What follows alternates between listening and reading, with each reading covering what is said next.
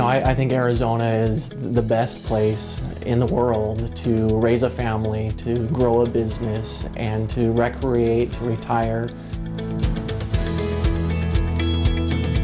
I've got a long history in Arizona. I was born and raised in the East Valley. My family history goes back several generations. I was educated in Arizona. I got a master's in business administration at the W.P. Carey School of Business. My focus was in finance. I served in the state legislature for 6 years. In 2010, I was first elected to serve in the state legislature at a time when we had an unprecedented budget crisis.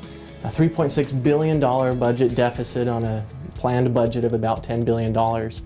I ran on a platform of balancing the budget, my #1 priority, and to do it without raising taxes, without new budget gimmicks or new debt.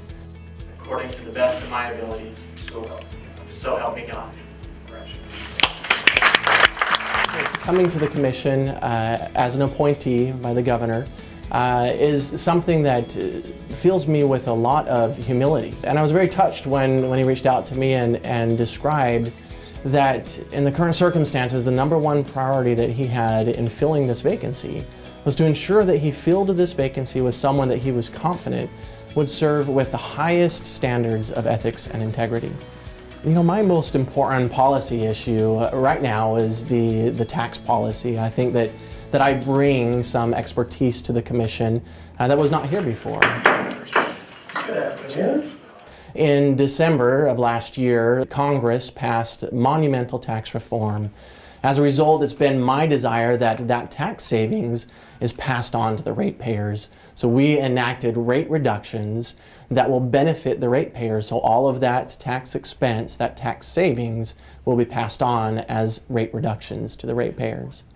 It's been a long process for each of you, and I just appreciate your involvement and the opportunity that we've had to be able to gather information from you and to hear. I really enjoyed the opportunity that we had recently to get out into the community at a town hall style forum.